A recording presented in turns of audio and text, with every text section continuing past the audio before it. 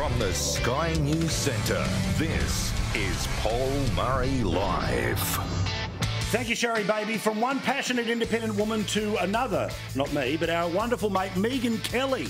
She's back on the show tonight. So much to talk about with her, from the madness in and around the world of American politics, but also we've got to talk about some of the lefties that have lost their brain as Trump smashed them in Iowa.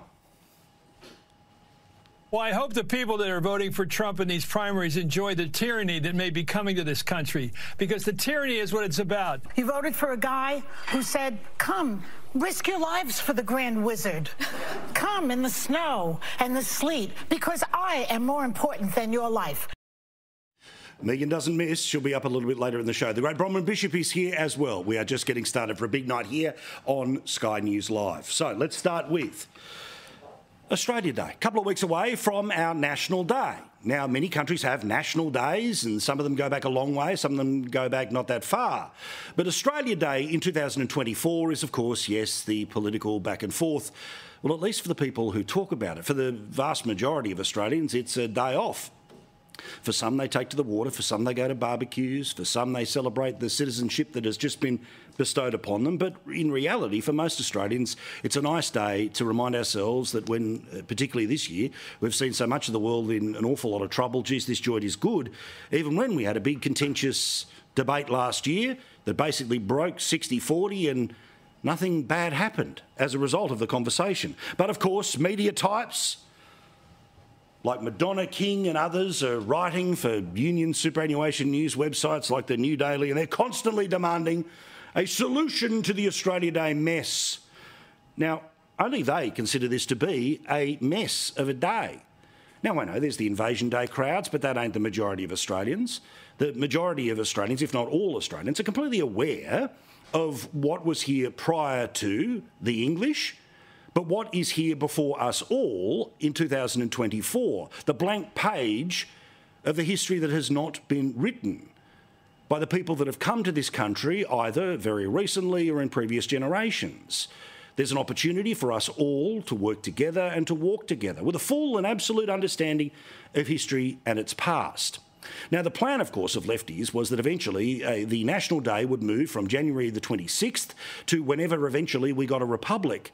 But because of the failed voice referendum, the Prime Minister is nervous about going to any sort of referendum anytime soon. So this will remain the day, no matter what shops or public entities or maybe even your local council thinks about it.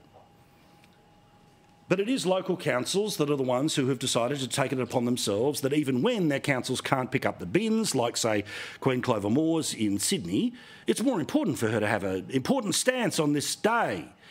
But, of course, there will still be many state and federal government-sponsored events that will take place in Sydney on Australia Day for its obvious historic reasons. But for the places that don't have the obvious connection to the events of January 26th, 1788, let alone, of course, the 18 years prior and Captain Cook in 1770, there are lots of councils where, frankly, white people have taken it upon themselves to change the National Day. Now, they claim that this is all about sensitivity to the Indigenous brothers and sisters amongst us, but in honesty, most of these councils are all basically just trying to keep up with the woke brigade. But I do find things very interesting that the councils that you would think would be most at the tip of this debate, wanting to change the day because of the significant Indigenous populations in those areas, well, they're very councils that to this day, and coming up to this event this year, celebrate Australia Day. They celebrate it louder than they do in Sydney or Brisbane or Melbourne or woke Yarra Council or insert the other 80 councils who've decided to make a point about the day. I'm talking about Alice Springs and Darwin. Now, in Alice Springs, on their website right now, you can see the celebrations that are planned for that day, and most important thing that happens on that day, which is we honour the great volunteers amongst us with citizenship awards, and there are people who become Australian citizens. There's also events paid for by the council, not dripping in Australian flags, but just something fun to do. Like Alice Springs Council this year, if you want to turn up between 2 and 8 p.m, in one of the parks, they're going to have a pool party.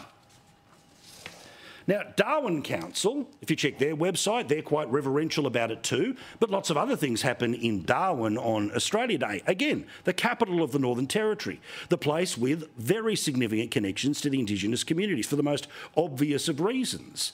What are they going to be doing on Australia Day? Well, among others, the Variety Club will be getting people to have a ute muster at the local motor racing area. And yes, there'll be 100 or 200 Australian flags. But this year, as we know, the conversation is about whether or not Woolworths, Big W or Aldi are going to sell the Australian flag made in China onto crap like singlets and thongs. Now, as I said to you last night, I don't particularly care what businesses decide to carry or not carry the merchandise. What I care about is when the companies go out of their way to tell us why they are choosing to carry, or more importantly, not to carry the merchandise. Invariably, just like the councils, just like the media people, it's white people making these decisions while not giving up any of their power or prestige in the media or in the council to Indigenous people. And if, God forbid, you actually push back and you think that maybe the virtue signalling, not of the decision, but of the announcing of the decision is a problem, well, then the left have got this ready for you. This will be the clarion cry between now and Australia Day and March 26 when Media Watch comes back over there on Channel 2, which is that it's the Liberal Party that is the real cause of the culture wars that are happening right now. All of this because some MPs are out there talking with pride about our National Day. But what is really important here is that we are a very modern country that is the greatest success story in the world of immigration. Now, we can all squabble about the numbers that currently are coming into the country, the effects that all of that has, but the ethnic makeup of the country, no one has a problem with. So I had to note today that Fairfield Council in Sydney's West is not celebrating Australia Day. Instead, they are celebrating Australia Day in a bigger fashion than almost any other council in the country. And this is a council area, by the way, where 79% of people speak a language other than English at home. They, by the way, have double the Aboriginal populations of places like Double Bay and Point Papa. And this council is going to go out of its way to buy Australian flags, not 3 different versions of flags on Australia Day. It will be our national ensign. And as long as that is our national ensign, that is the flag that will be used on a day called Australia Day. And the reality is that whether Australia Day is January 26 or June 14, a national day celebrating modern Australia will always be problematic to the people of the left who want to live in the modernity that is only possible of being a first world modern country in 2024, but they want to pretend that the symbols of that modernity all must disappear. Any connection to the forefathers and mothers of our country must all, of course, be swept away, and we should all pretend that we all still live in 1788, but we've got PlayStations and the internet.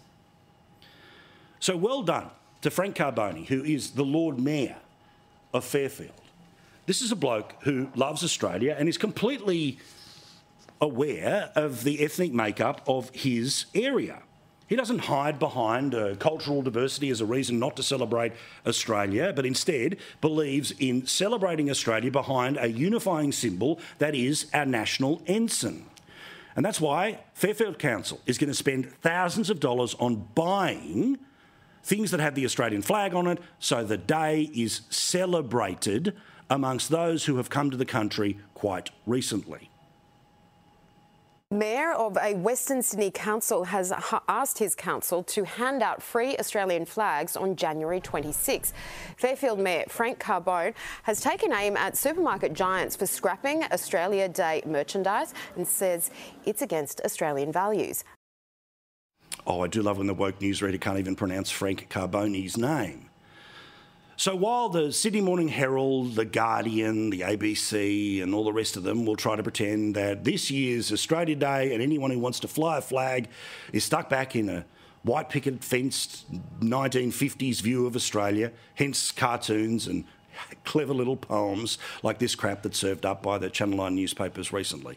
I want you to spare a thought as the debate rolls on for the next few days about how it will be celebrated in a place where 79% of people speak something other than English at home.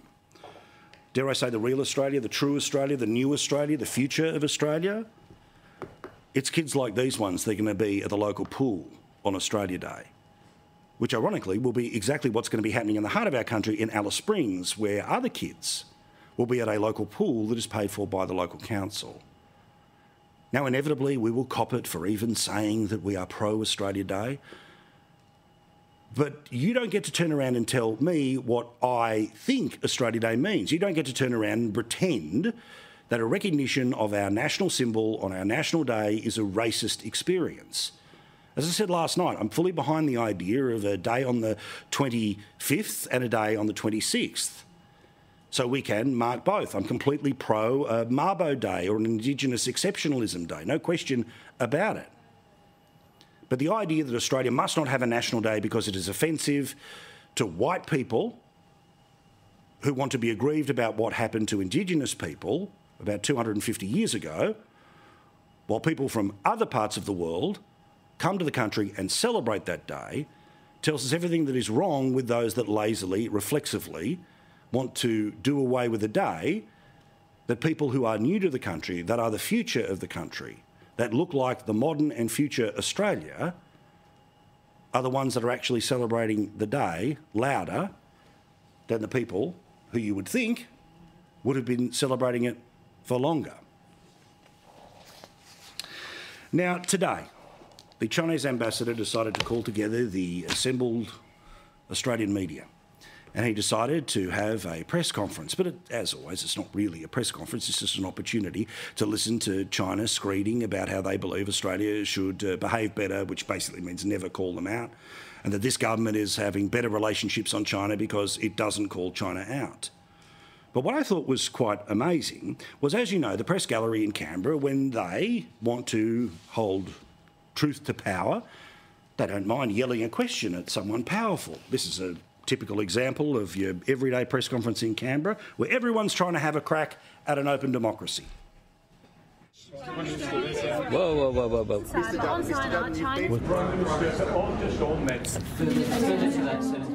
Hang on. Now, that's fine. That's the way that it works in Australia. One in, all in, and it's a wonderful informal way that things work. But the Chinese ambassador to Australia, no. Well, does he get the same treatment as the press gallery would hand out to the housing minister or the shadow finance minister in the Australian Parliament? Of course not. Instead, they were all there lined up to be nice and polite, as the ambassador told us what he believed was the way that everything must work between Australia and China. In fact, here's an example of just how different the questions are when they are to the Chinese rather than our own political leadership. Can Australia trust the United States? What concrete steps must Australia take to move the bilateral relationship further? I just want to get your thoughts in response to the recent events in PNG. What has the impact been on the local Chinese community? I just wonder if you could provide a more specific timeline for Australian producers and Chinese consumers. No push or softballs and then just write down the answer and then turn around and say that there's some wonderful insight that's been gained.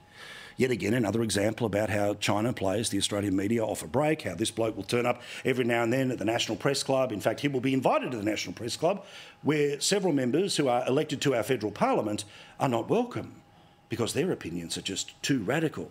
The guy representing the government that, remember, has got more than 1 million people in slave camps right now because of the religion that they believe in. No questions whatsoever. No questions about the slave labour that goes into things like the solar panels that we absolutely must put onto all of our houses and must take over the treetops of many regional areas. No such questions about that. Instead, just a collection of things trying to get 1 degree different diplomatic answer from a bloke who is, of course, empowered to not speak freely, but just tell us what his masters back in Beijing have had to say. And particularly offensive today was yet again the position of China, where they did not just only turn around and say it was not a Chinese vessel that fired the sonar at the Australian Navy divers. Instead, it was the Japanese, because of course it would be the Japanese, who are literally our ally. But what about this boast? It wasn't just we didn't fire it, but if we did fire it, they probably would have died. They didn't initiate the so-called sonar against the divers from Australian side. What they said is, should they have initiated the sonar from the Chinese ship against the divers, it would cause immediate fatality. There was a third country boat nearby. Whether or not there was sonar from the other side, other party, we're not sure. Yeah, which country was that? Japan. We didn't fire it because if we fired it, they would have died. Reaction of the Australian media? Just write it down, turn it around, no pushback. Instead, remember, can we play again the way that they all love to yell at Australian politicians, particularly when they're saying something that's particularly controversial? One more time. Whoa, whoa, whoa, whoa, whoa.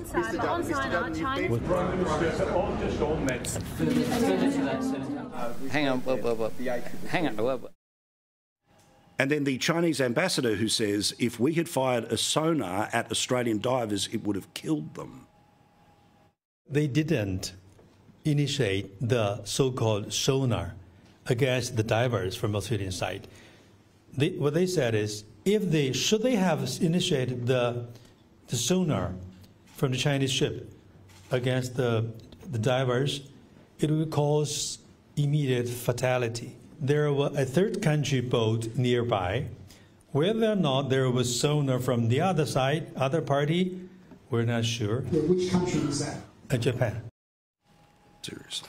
Bronwyn Bishop will be on the show tonight, and I'm very much looking forward to her being in the man cave. She'll have plenty to say about that and a whole lot more. I know you're looking forward to it. Queen of Common Sense joins us in a moment or two's time, as well as Megan Kelly a bit later in the show. Now, I always tell you to pay attention to what politicians actually do rather than what they say. And Anthony Albanese is not the first Prime Minister to turn up in a hard hat. In fact, it is a long line of politicians who say, here I am looking like a worker because I'm all interested in building stuff, and if we build more stuff, Australia's going to be more awesome. But there was a very specific promise that this Prime Minister seemed to make on his way to becoming the Prime Minister. Remember this? My government is absolutely determined to have a future made in Australia. We want a future made in Australia. We want to maximise the benefits in Australia for a future made in Australia. Well, how's that going, Albo? Well, of course, we know when it comes to paper mills in Australia, there are none. In fact, one closed down in Victoria on your watch because of the Victorian government basically cutting off their paper supply. It now means that if you want to write on a piece of A4 paper or print it out, you'll be doing so on paper that has been made somewhere else. We import paper to Australia now after this government came to power. But also, the future made in Australia is looking a little bit creaky because some numbers that came out in the past couple of days are worth showing you, which is manufacturing insolvencies. The number of businesses who make stuff in Australia, guess what? 250 of them went bust in just 6 months. Data from the Australian Securities and Investments Commission released on Tuesday shows 243 manufacturing firms called in external administrators in the first half of the financial year. That's, by the way, completely when the Labor government that promised to make more stuff was in power. This compares to 237 in the year before and 85 during COVID. And again, so much for making stuff in Australia. What about, again, one of those news stories that comes up during summer when the hope is that you're watching anything but the news, let alone programs like this that will call out the BS in the news, like the aluminium refinery in Western Australia. That is set to close much sooner than anticipated. And how many people will lose their jobs? Oh, only 1,000. This is on top of the 250 manufacturing businesses that went bust in just 6 months. So much for the promise of more things being made in Australia. It's now as useless as the promise of everything will cost less under a Labor government. But of course, the press gallery wouldn't dare bring this matter up with the Prime Minister, would it? Meantime, of course, there was this promise from the Prime Minister, again, when he was applying for the job, about how transparent his government would be. A more honest and transparent government going forward. We will make it transparent. We're being transparent. We will operate in a transparent way. Transparent. We've been transparent. And as we told you before, it took months and months and months, multiple applications, $1,600 each time if you wanted to see the Prime Minister's diary. They eventually released that at 5 minutes to midnight in a December news cycle, again hoping that you're looking somewhere else and definitely not watching shows like this that will call out the BS of what was happening in all of that. But we can add some more opaqueness to the promise of transparency that was apparently on its way from the greatest Prime Minister of all time. There are now 900 parliamentary questions about health and aged care which have been unanswered. The government uses things like, I'll take that question on notice, but the notice period, they never get back to you in time. On top of that, by the way, remember there was more than 2,000 questions that went unanswered out of the Senate last year?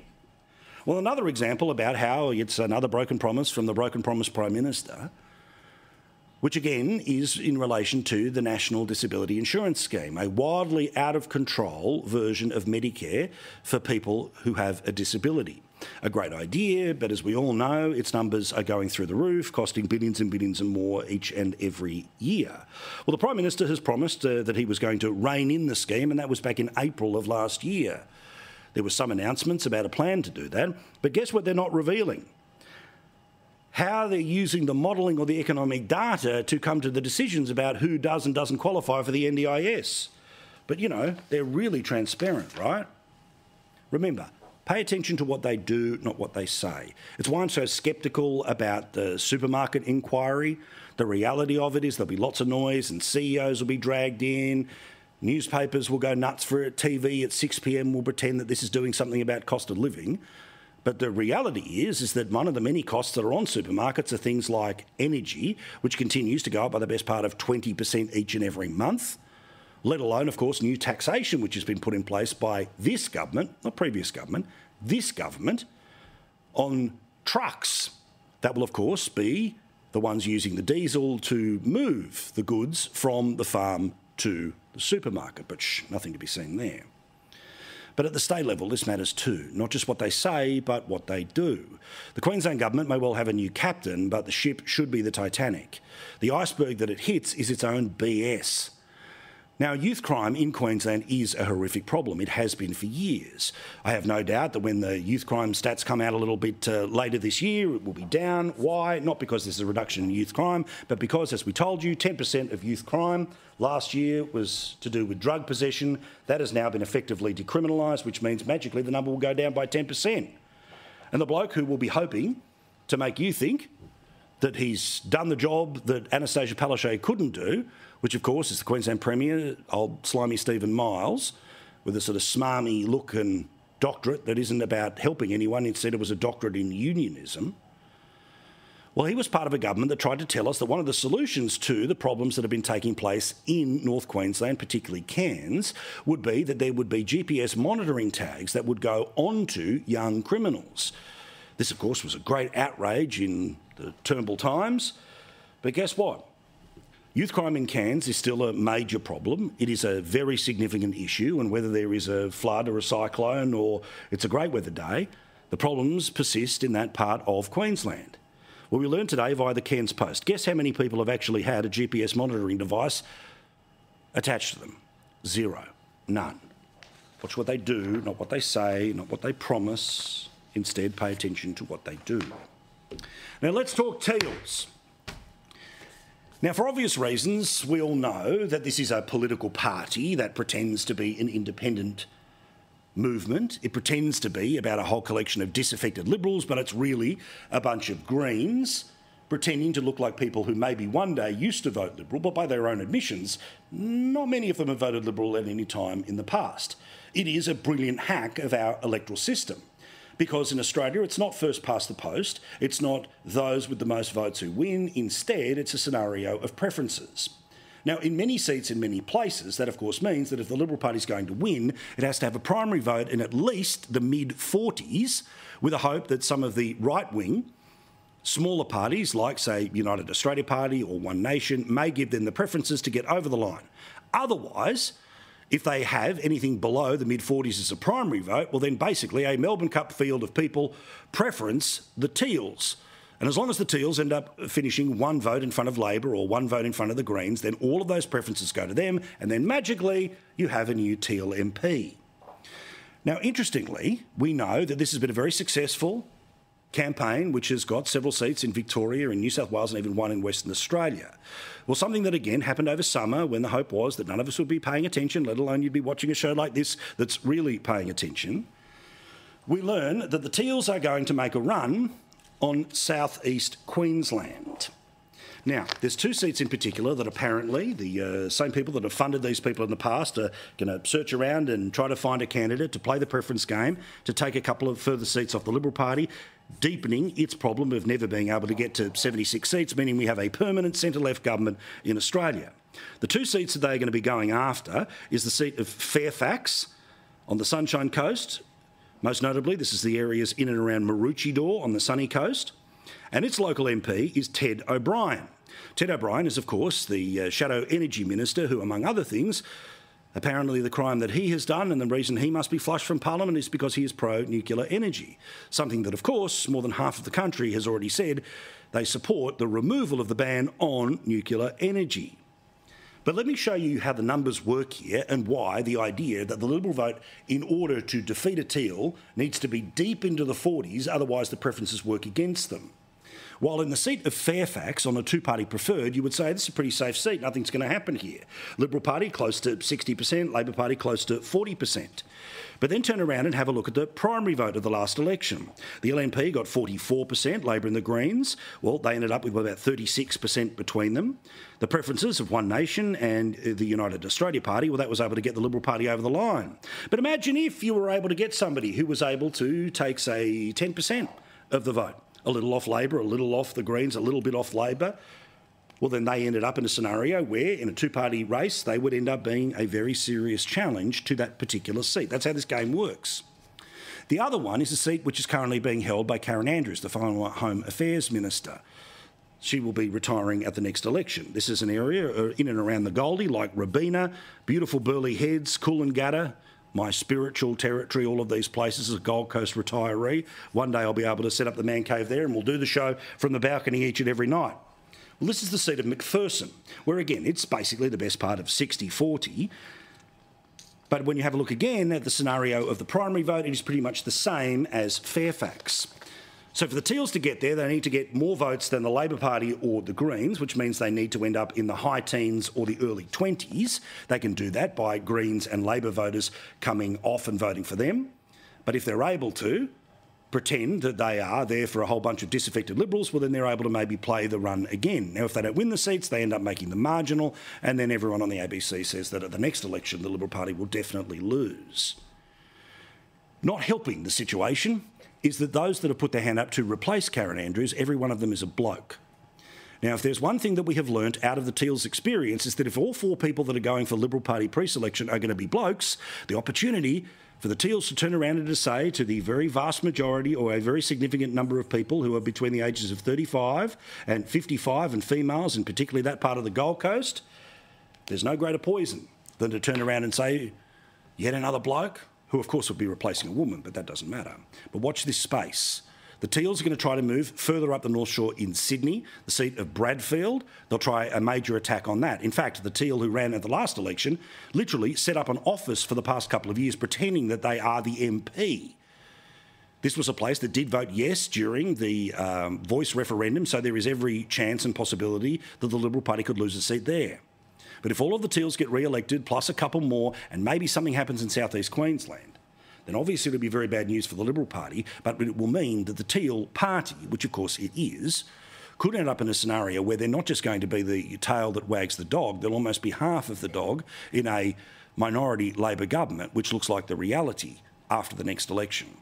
Don't say you haven't been warned. Quick break, back with more. Bronwyn Bishop and others, including the wonderful Jenna Clark next, and then Megan Kelly a bit later in the show. We're just getting started. Thanks for watching. Lots to talk about tonight on Paul Murray Live. Glad you're here.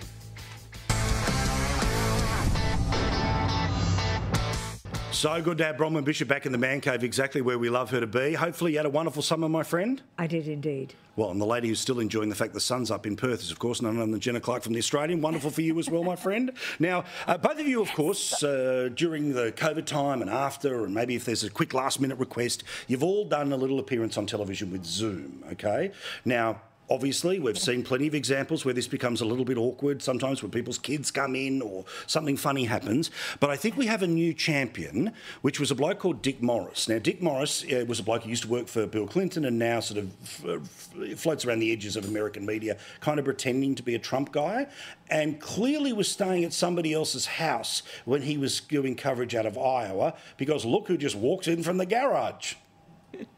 I think the media is going to try to downplay it because, as you correctly said, they're basically supporting Ron. They're basically supporting Nikki Haley. Run it again with no sound. Jenna, how good is that? I mean, look, we'd all be slightly embarrassed, but when the bloke who's got, the bigger bloke who's got the singlet tucked in, it's the worst possible look for the housemate. Now, I hope it's his brother or someone else, because he gives no, he couldn't care less. He's just walking through despite the fact that Dick was live on the air. Yeah.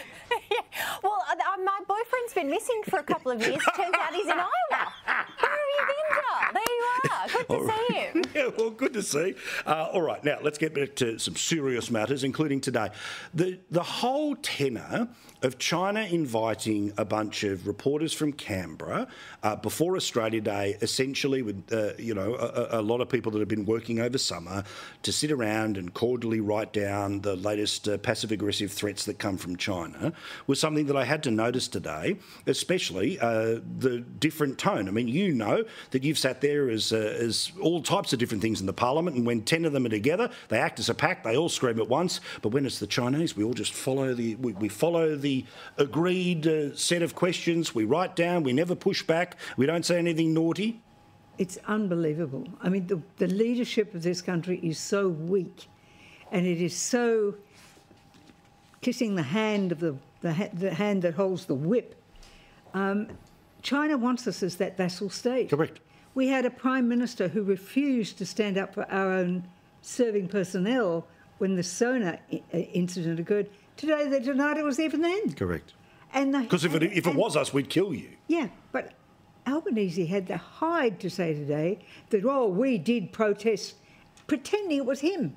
He was one-on-one with him, like we are here. And he didn't even mention it. And remember, the whole thing happened, I think, slightly before APEC. He had the opportunity to bring it up at APEC. He didn't. Instead, it was literally when he was on the plane, on the way home, that we started to learn about this. Again, Jenna, there is something, and it's a difficult thing to try to explain to people who don't work in the media, not because they're not smarter than us, but just because it sometimes can be a little bit boring. But I think one of the most corrosive things that happens in the media is access, right? When the politeness of your coverage is directly linked to your ability to interview someone. Now, this can be the case if you're a sports reporter, an entertainment reporter, or more often a political reporter. It means that you end up pulling your punches. Now, not for every entertainment reporter, of course, not Ange, we love Ange, no, I'm not talking about her. But you get my point, right? And Jenna, this is the thing that I want people to pay attention to, and it's why I'm leading the conversation here, because the kick gloves approach is when the person you are interviewing has all the power. Yeah. And that is not a dynamic that should be for. If we don't afford that to the leaders of our own country, we shouldn't be affording that to the people who represent the potential enemies of the country. Absolutely, Paul. But I think we're seeing in Australia the fact that political journalism is now turning into entertainment journalism. 100%. I remember the days when I was on the entertainment beat where you'd have to, submit your questions. You'd get 7 minutes with any which talent that's flogging some new movie. And now it's exactly the same as what we're seeing at press conferences. Journos are howled down if they're asked more than 2 questions, which, I'm sorry, if you do have a theme at a news day, you're going to want to pepper whoever is speaking, whether it be a minister or the Prime Minister or even a shadow minister, about that specific issue until you get an answer, because it's so easy for them to sidestep it. And for the fact that the Albanese government bangs on about transparency and the fact that they don't even do it at home, I remember when we saw the state visit to Washington, he had the nerve to even reprimand the press corps from the White House. So he's saying, we've got a very feral press club. We absolutely don't. If anything, you want them to go harder. Yeah, I mean, and that's the point, right? Because obviously the people that are there asking the questions, they are the people that are the conduit between the people that are watching, listening and reading at home and the people they are asking questions of. Now, I understand relationships and information, all the rest of it. But once we get into a world where it's like trying to talk to a movie star as opposed to somebody that's a paid for representative of our government, but certainly when it comes to China, obviously, you know, no one who was going to displease the embassy would have been allowed near the embassy, which is why most of the media probably should have said, we're not interested, mate. But for heaven's sake, it is so obvious what China is doing. It went through the wolf diplomacy, then it was nice to us, and then took old Albanese falls for it and says, oh, we'll withdraw our WTO case and you'll think about whether you'll take our wine back. Come on. I mean, seriously, they are making a laughingstock of this country. There is no leadership that will stand up to the Chinese at all. And what about this special invitation? Mr Miles hasn't been for a while. Of course, he was the one who was oh so close before the election. Handing the speeches over, remember? Handing his homework into Beijing first. So what is this about? This government has been captured by the Chinese. Now let's talk here about let's talk here about the Teals, because as I mentioned in the editorial, they're now starting to set what their happy hunting ground is going to be at the next election. Now, all of this, of course, works as some sort of psychological warfare where the Conservative side of politics starts to rip itself apart. How do we take them on? Do we go straight for them? Do we go around them? Do we try to mirror them? All the rest of it. And the attempt to do so in South East Queensland is about trying, as they have successfully, to be able to go after previously safe seats for the Liberal Party. And again, it's democracy. People can vote whichever way they want. But I want to ask you both this, right? Which is, Bronwyn, what would your advice be to taking on the Teals in a place where you are still defending a seat rather than trying to win one back? Because there might be different tactics that, say, would happen in your old seat of Mackellar as opposed to Ted O'Brien up on the sunny coast. Well, basically, we have to show them for the disingenuous people they are. Now, let's take an example, and I will use Sophie Scoms in my old electorate. Where is her voice joining with the people to complain about windmills offshore, off our coastline, when we have a beautiful set of beaches in Mackellar? Is she going to stand up for Mackellar when they want to put windmills off our coastline? If it's not good enough to have it in our part of the world, she should be standing up for those people who are being subjugated to this sort of behaviour from the mad Bowen. Then she'd have to work weekends. Exactly, yes. Well, of course, she didn't work weekends, did she? But aside from that, on Remembrance Day, she did not attend one of the services in the electorate. Really? She went to the Opera House to see Jamie Oliver. She is the one who voted with the Greens with that motion that virtually negated the proper motion that said Israel had the right to defend 100%. herself. This is a woman, quite frankly, 3 strikes and you're out. So when it comes to looking at the seats that they're trying to infiltrate, Ms Scoms went up to Queensland to put her bib in there. What about looking after our people? What about looking after the people in Mackellar? Not happening much, I'm afraid. Well, but also, again, and I don't know, and I'm sure all 4 people that put their hand up to try to represent and to replace Karen Andrews are great blokes, all the rest of it, right?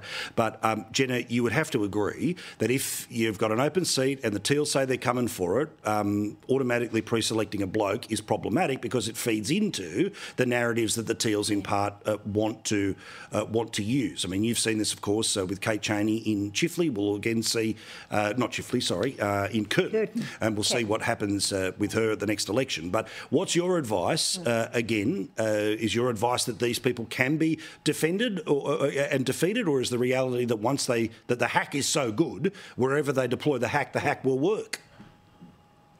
Yeah, that's the really disappointing part, because I hate the fact that I think the really lazy argument is saying, 4 blokes are going for this really safe seat. I think the best candidate, regardless of sex, should get up if that's where you want to be. I know a lot of women that were tapped on the shoulder to potentially stand for Karen Andrews' seat in pre-selection, but they said, look, timing's not right. I've got my own business, I've got my very successful career, and I've got a family that I'm not ready to do it.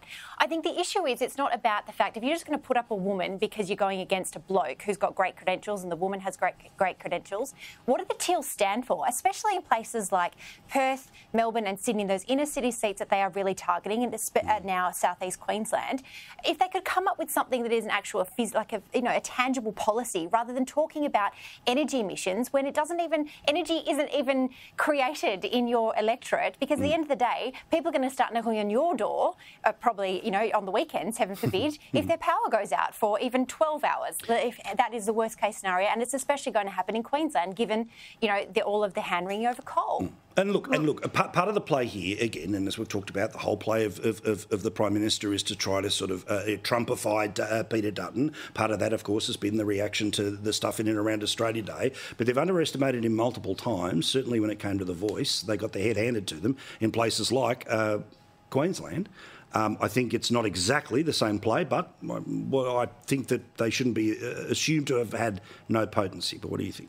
Well, I think they're starting to look like the empty vessel. I think so too. The truth of the matter. But we're paying attention.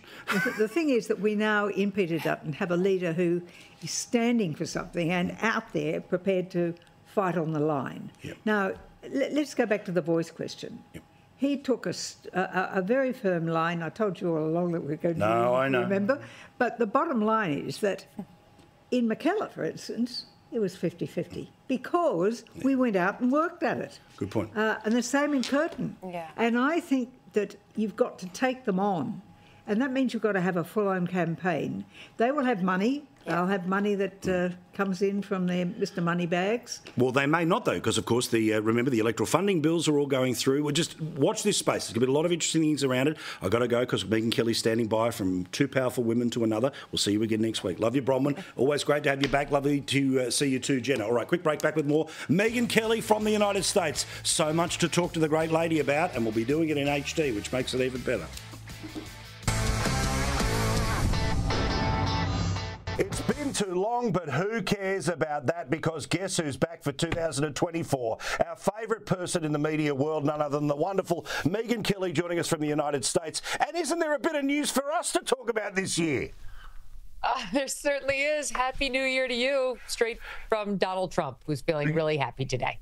Yeah, correct. Now, what about, just imagine Trump world, right? So we all know he absolutely smashes it in Iowa, most likely puts to bed any real challenges. He's probably going to end up being the nominee. Then there's a court case today to work out how much he's got to pay a person that he's previously been found to have defamed. And then he goes to New Hampshire later tonight, your time, where people have been queuing since 5 a.m. Talk about the emotions of feeling really loved and really not loved in 24 hours.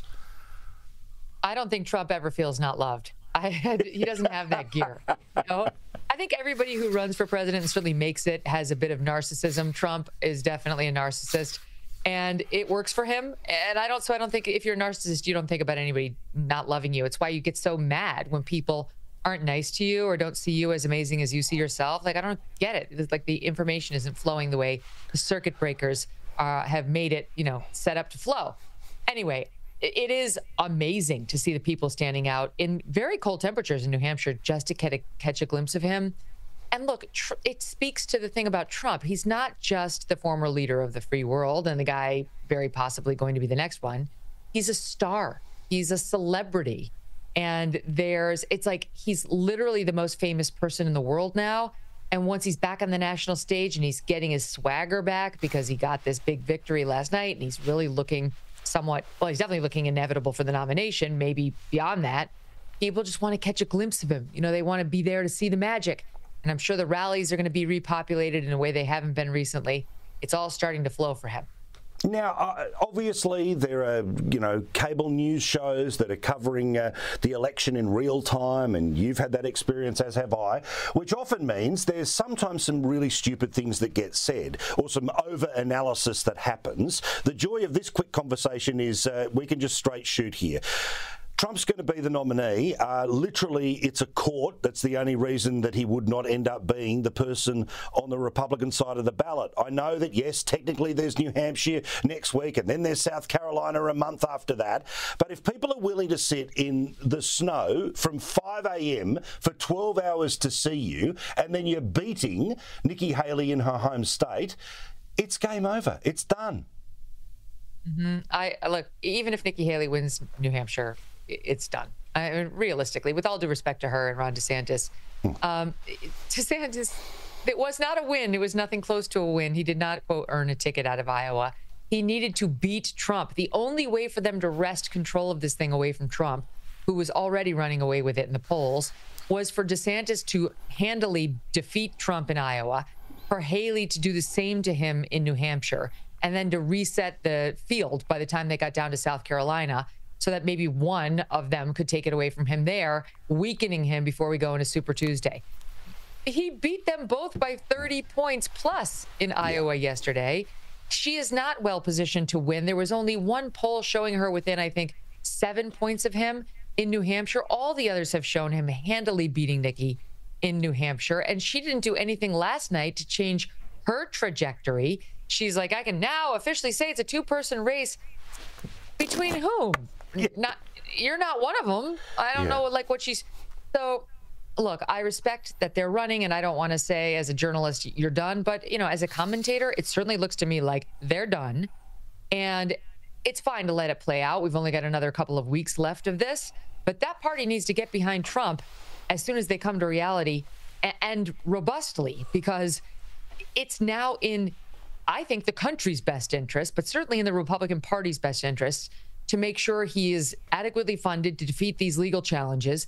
Otherwise, we're going to get 4 more years of a man who cannot find his way from the left side of the room to the right side, or his right-hand woman who has got about 2 sentences she strings together to try to sound like she knows what she's talking about. And it's obvious to the rest of us she doesn't.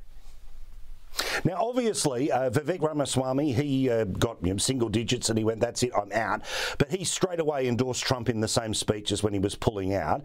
He wasn't sort of waiting a day or two to negotiate a position as the transport secretary or any of that garbage. And interestingly, I reckon one of the reasons why we got quiet Trump, charming Trump, as you referred to him on your radio show on Sirius XM today, is because I think that Haley and DeSantis are being offered 24, 48 hours amnesty to quietly fall in behind, or we're going to completely torch how voters feel about them, not just in this election, but in future elections.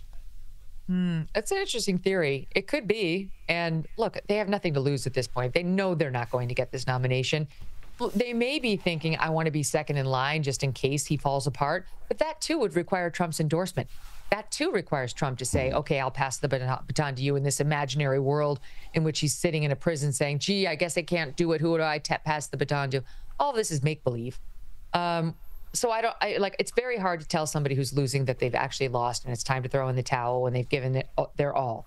Vivek, he had no chance. I mean, it was over for him a long time ago. This was just a name-building operation for him, and he's done that. He can check his box. He can have a more successful podcast or whatever it is he's looking to do right now. He never distinguished himself from Trump anyway. So what was the downside in saying, yeah, guess what? Surprise, I'm Team Trump. It's like, we knew all along. And now there's a lot of chatter, Paul, about whether Nikki Haley has some sort of momentum not to become the nominee, but to become the VP nominee over the strong objections of hardcore MAGA. Yeah, hardcore MAGA not having it. And if they think they're running the table, well, most likely they're going to get what they want. Also, what about MSNBC? It is fun to watch super lefties explode when Trump doesn't just do well, but he flogs the rest of the field. And, of course, it's all to do with racism, sexism, homophobia, misogyny, evil Christians. What about Joy Reid last night? I mean, it's the elephant in the room.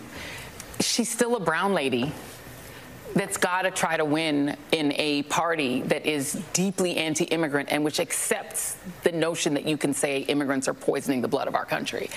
Joy Reid and others suggesting the reason the Republicans are never going to get behind Nikki Haley is because she's brown.